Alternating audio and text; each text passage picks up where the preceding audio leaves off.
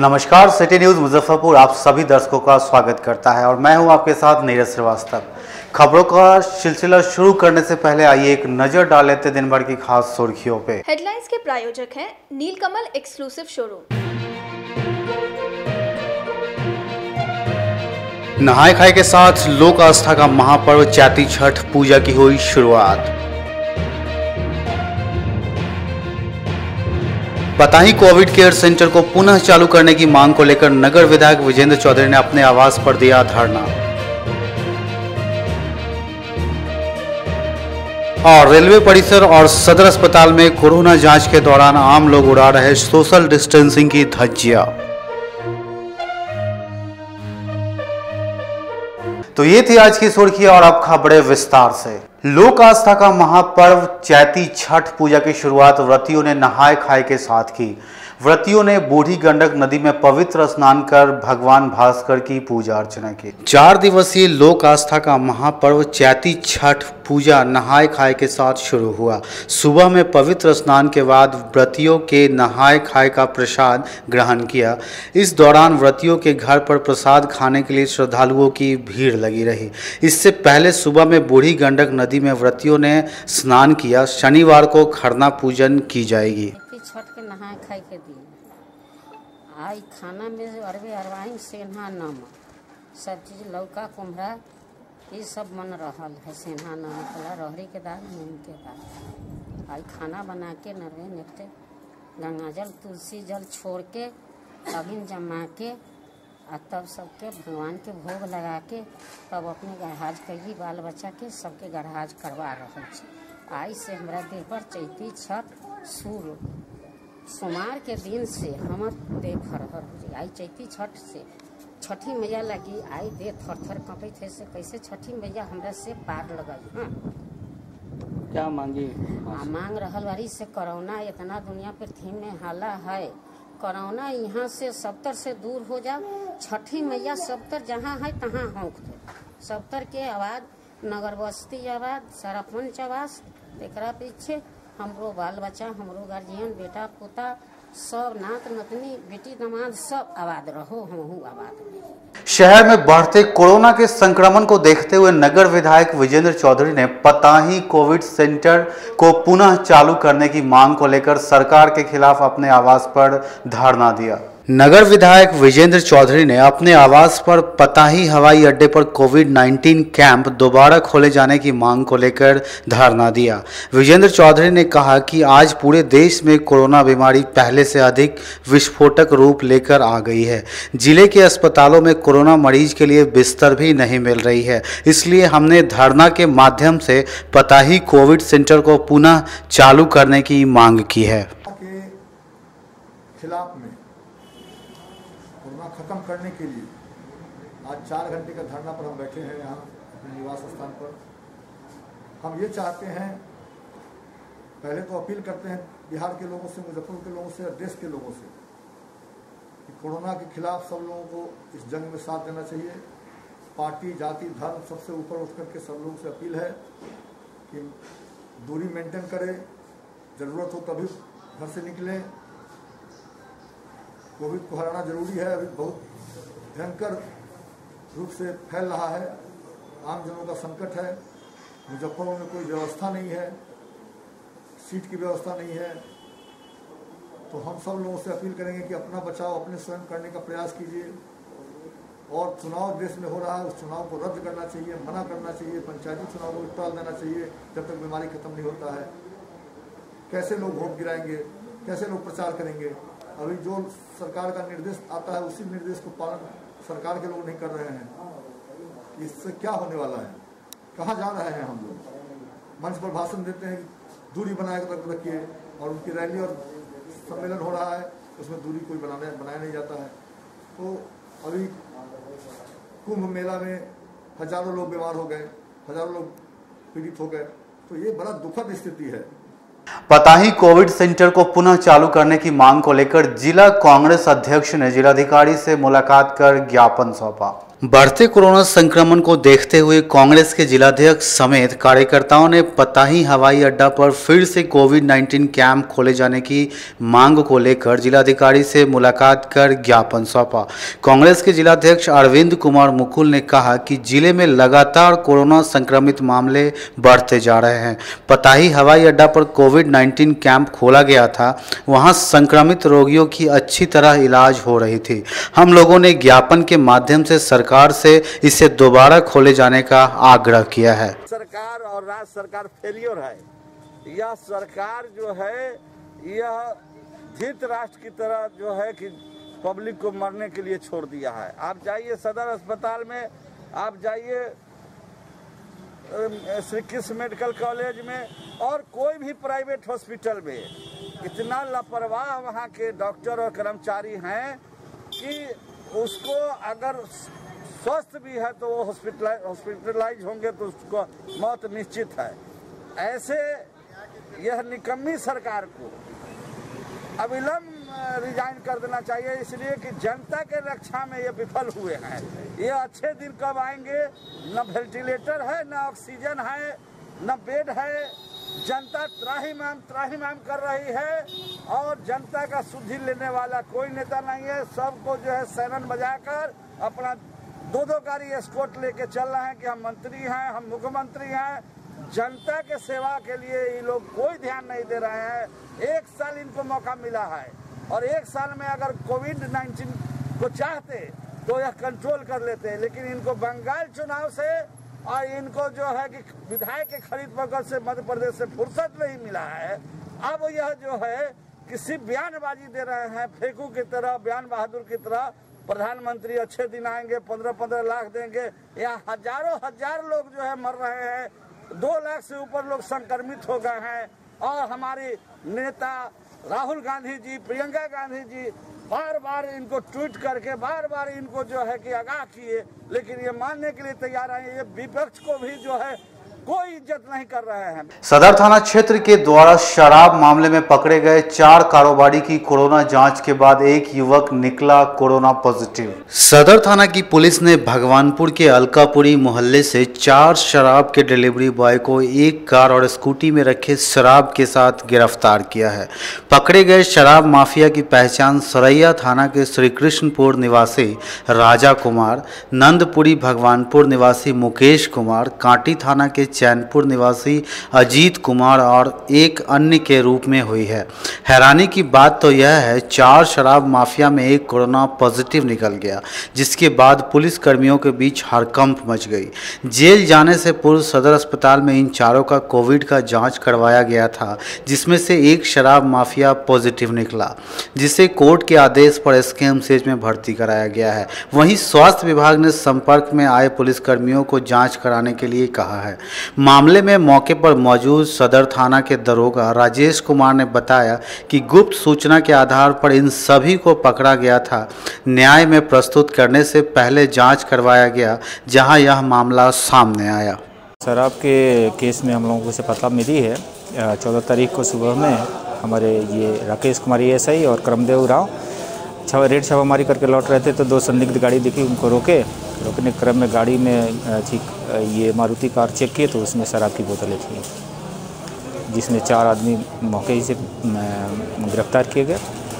एक लड़का उसमें से अभी कोरोना पॉजिटिव निकल गया, अविनाश नाम है, बाकी 3 जेल जाना है। इन लोगों का क्या है रिकॉर्ड, क्या है रिकॉर्ड? अनुसंधान अभी कर रहे हैं, देखेंगे, रिकॉर्ड खोजेंगे। कहाँ के रहने वाले हैं लोग? 2 कांटी का, 1 सदर का। तो शराब होम डिलीवरी करते थे, इन लोग क्या करते? ऐसा ही कुछ है, होम डिलीवरी से। होम डिलीवरी जी। शराब की बरामद है? शराब भी बरामद है, 6 बोतल शराब। जो लड़का कोरोना पॉजिटिव निकला है वो कहाँ का रहना है? वो कांटी का ही रहना। क्या किए हैं उसमें आगे अनुसंधान होगा, वो उसको भेज दिया एसकेएमसीएच में, यहाँ से रेफर हो गया। जज साहब के आदेश के अनुसार, मौके का आदेश से हम उसको एसकेएमसीएच में एडमिट करने के लिए भेज दिया। सिटी न्यूज में फिलहाल वक्त हो चला एक छोटे से ब्रेक का, तो फौरन हाजिर होते हैं। कहीं मत जाइए, बने रहिए सिटी न्यूज के साथ। अब आ गया है आपके अपने शहर में उत्तर बिहार का पहला नीलकमल एक्सक्लूसिव शोरूम। नीलकमल इंडिया की फेवरेट फर्नीचर ब्रांड है। इस कंपनी के सभी रेंज एक ही छत के नीचे आपको मिलेगी। होम फर्नीचर, ऑफिस फर्नीचर की सभी रेंज यहाँ पे उपलब्ध है। कंपनी का एक्सक्लूसिव शोरूम होने के कारण 40% तक की विशेष छूट यहाँ मिल रही है। इसके अलावा 0% इंटरेस्ट के साथ बैंक से फाइनेंसिंग की भी सुविधा उपलब्ध है। तो देर मत कीजिए, एक बार हमारे यहाँ अवश्य पधारें। हमारा पता है Mithanpura, Narayanpur road, opposite to Vaishali management college, और हमारा कॉन्टैक्ट नंबर है 9334900888 और 7004320380। नॉर्थ बिहार का पहला एक्सक्लूसिव शोरूम मुजफ्फरपुर में यूए एसोसिएट के सौजन्य से नीलकमल का एक्सक्लूसिव शोरूम खुला है। और आप लोगों से यही भी निवेदन है कि एक बार इस शोरूम में आइए और इसके विस्तृत रेंज को देखिए, जो कि एक अच्छे रेंज के साथ, एक अच्छी कीमत के साथ आपको मिलेगा। तो एक बार हम लोगों को आप सेवा करने का मौका दें। ST International School. If you want to give your child a strong foundation, the school of your dream. Play to 10th based on CBSE curriculum. हमारे यहाँ अनुभवी एवं प्रशिक्षित शिक्षकों द्वारा बच्चों के देखभाल के साथ स्मार्ट क्लास द्वारा शिक्षण की सुविधा है। कक्षा 1 से 10 तक कंप्यूटर की मुफ्त शिक्षा के अलावे छात्र एवं छात्राओं के संगीत तथा नृत्य की शिक्षा की भी व्यवस्था है। पूरा स्कूल CCTV कैमरे से लैस है। स्कूल में बच्चों का नामांकन फ्री किया गया है। हमारे यहाँ अपने बच्चों के उज्जवल भविष्य के लिए जरूर पधारें। हमारा पता है बांध road, Shekhpur Akhara Ghat, Muzaffarpur. Our contact number is 8757652616 and 9955132616। हमारे स्कूल का कुछ मेन फीचर्स है, जैसे बच्चों की देखभाल करना। हमारे यहाँ पुस्तकालय वगैरह की पूरी अच्छे तरीके से व्यवस्था है। क्लासरूम सारा बना हुआ है। CCTV कैमरे से हमारा क्लासरूम डेकोरेटेड है। सिक्योरिटी के भी विजन से हमारा क्लासरूम बहुत प्रोटेक्टेड है। हमारे यहाँ जो भी शिक्षक शिक्षिकाएं आई हैं पढ़ाने के लिए, वो काफ़ी वेल एडुकेटेड हैं और वेल वर्स्ड भी हैं। हमारा विद्यालय भी चारों तरफ से बना हुआ है। हमारे यहाँ लैब बहुत अच्छे से बना हुआ है। कंप्यूटर की फ्री शिक्षा हम इस बार इसको दे रहे हैं। हमारे यहाँ नामांकन प्रारंभ है। ब्रेक के बाद एक बार फिर से आपका स्वागत है। तो आइए बढ़ते हैं अगले खबरों की ओर। सदर अस्पताल और मुजफ्फरपुर रेलवे जंक्शन परिसर में हो रहे कोरोना जांच के दौरान आम लोग सोशल डिस्टेंसिंग की धज्जियां उड़ा रहे हैं। न ही इन्हें कोई रोकने वाला है और न ही इन्हें कोई टोकने वाला। जिले सहित पूरे राज्य में लगातार बढ़ते कोरोना संक्रमण के बीच सदर अस्पताल और मुजफ्फरपुर जंक्शन पर कोरोना जांच के दौरान लोगों में कोरोना को लेकर कोई डर भय नहीं दिखाई दे रहा। जांच के दौरान सोशल डिस्टेंसिंग की जमकर धज्जियां उड़ाई जा रही है। इस दौरान न तो कोई प्रशासनिक अधिकारी वहां पर उनको सोशल डिस्टेंसिंग का पालन करने के लिए समझा रहा है, न ही लोग खुद से समझकर सोशल डिस्टेंसिंग का पालन कर रहे हैं। ये तस्वीर देख लीजिए, यह तस्वीर सदर अस्पताल की है, जहां कोरोना जांच के लिए कितनी लंबी लंबी लाइन लगी हुई है। इस तस्वीर को देखकर हैरान हो जाएंगे आप। वहीं दूसरी तस्वीर मुजफ्फरपुर रेलवे जंक्शन की है, जहां कोरोना जांच के लिए खड़े लोगों को कोरोना का भय ही नहीं है। देखिए किस तरह से लोग लाइन में खड़े हैं। आप भी इसे गौर से देखिए। एक पुलिस प्रशासन के जवान यहाँ तैनात नहीं है जो लाइन में लगे लोगों को सोशल डिस्टेंस का मतलब समझा सके। ऐसे में सवाल खड़ा होता है कि क्या इसी तरह से कोरोना पर काबू पाया जा सकता है। कोरोना जांच के लिए शहर के कई जगहों पर कैंप लगाया गया है। कैंप में तैनात डॉक्टर भी बता रहे हैं कि प्रशासन के द्वारा तैनात जवान भी नहीं रहते, जिसके कारण हम लोग परेशान हैं। RT-PCR हम लोग कर चुके हैं और अभी कर ही रहे हैं। अभी देखिए कितने तक होती है।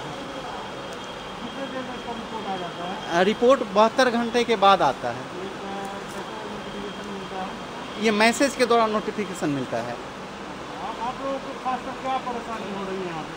हम लोगों को परेशानी ये है कि सब लोगों को कहना पड़ता है, कोई आता नहीं है, कोई कोऑपरेशन नहीं करता है। हम लोग को कोई कोऑपरेट नहीं कर रहा है। दुष्कर्म के आरोप में फरार चल रहे एक आरोपी को 7 साल के बाद पुलिस ने गिरफ्तार किया। न्यायालय में प्रस्तुत करने से पहले निकला कोरोना पॉजिटिव। छात्रा से दुष्कर्म के आरोप में 7 साल बाद सिकंदरपुर के एक मोहल्ले से गिरफ्तार हुआ आरोपित शुक्रवार को कोरोना पॉजिटिव निकल गया। इसके बाद नगर थाने पर हड़कंप मच गई। पुलिस पदाधिकारी आरोपित बंदी को सिपाही के हवाले कर साइड हो गए। सदर अस्पताल से पॉजिटिव रिपोर्ट आने के बाद कोर्ट के निर्देश पर आरोपित बंदी को इलाज के लिए SKMCH स्थित कोविड सेंटर भेज दिया गया। इधर पकड़ाए आरोपित के परिजनों ने पुलिस पर बेवजह पिटाई करने का आरोप लगा कोर्ट परिसर में हंगामा किया। इस दौरान उनका आरोप था कि पुलिस ने आरोपित के साथ साथ उसकी पत्नी व पिता के साथ भी मारपीट किया है। जानकारी के अनुसार सिकंदरपुर स्थित एक मोहल्ले की छात्रा ने दुष्कर्म करने का आरोप लगा 16 जनवरी 2014 को नगर थाने में प्राथमिकी दर्ज कराई थी। इस मामले में आरोपित युवक के पिता को भी नामजद किया गया था।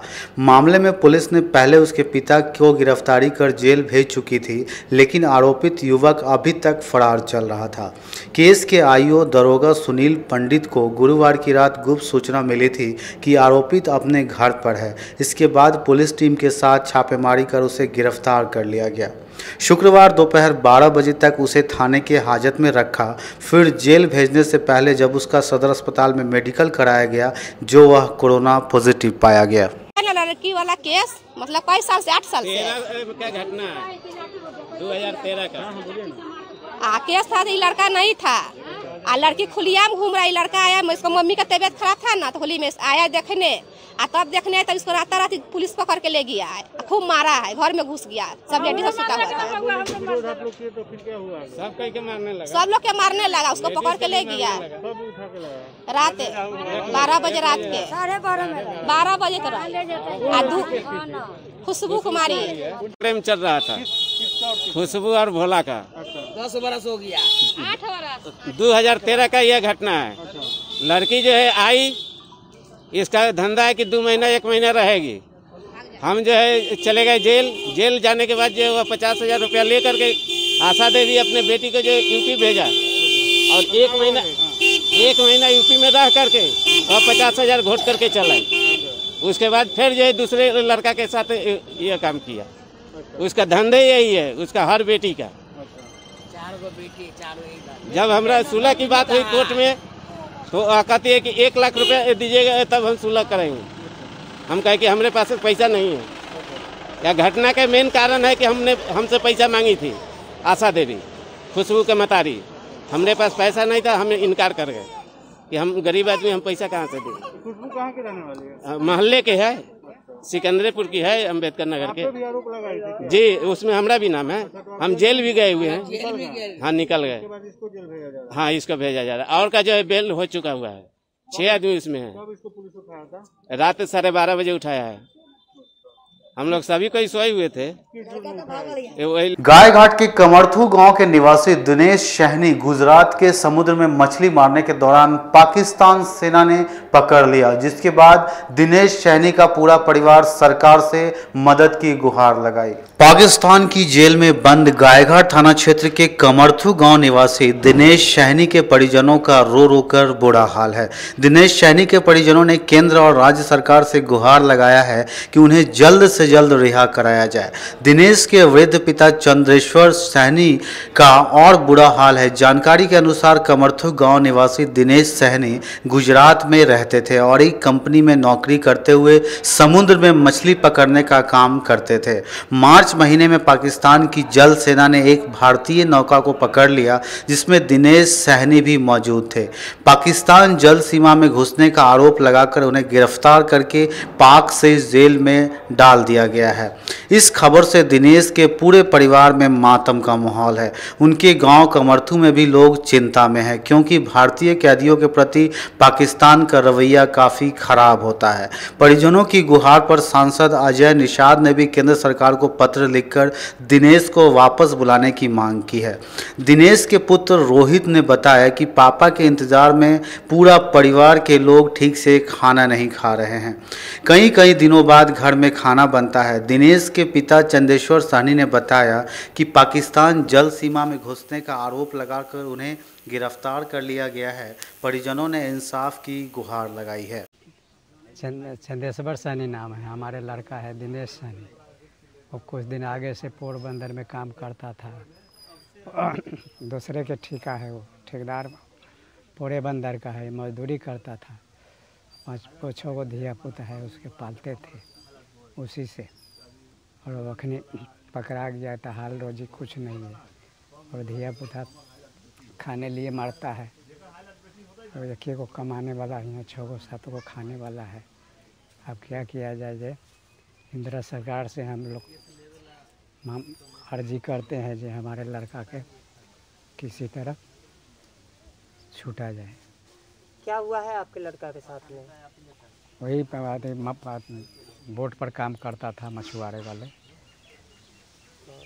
किसने पकड़ लिया है? पाकिस्तान का जो है क्या कहता है उसका, सैनिक। क्या मांग करते हैं? मांग करते हैं जैसे किसी मेरे पापा जी काम करते थे पोरबंदर समुद्र में, वहीं पे बोट पकड़ा गए हैं। वो पाकिस्तानी सेना लेके चले गए। पाकिस्तानी सेना वहाँ से फ़ोन करके सुपरवाइज़र को बताए बोट पकड़ा गया है, तो सुपरवाइज़र यहाँ फ़ोन करके बताए कि तुम्हारा पापा पकड़ा के पाकिस्तान चले गए हैं। क्या केंद्र सरकार से मांग करते हैं कि हमको पापा को वापसी यहाँ इंडिया बुलाया जाए। मछली मारते थे। कहाँ कहाँ न्याय की गुहार लगाए हैं? अपने अजय निषाद जी, मुकेश जी, सभी को। क्या आश्वासन मिला है? सभी का सपोर्ट है, जितना नेता है सभी का सपोर्ट है। कब यह सूचना मिली आपको? 18 मार्च। आज की खबरों में फिलहाल इतना ही। तो कल फिर मिलेंगे कुछ नई खबरों के साथ। तब तक के लिए इजाजत दीजिए हमारी न्यूज़ टीम को। नमस्कार।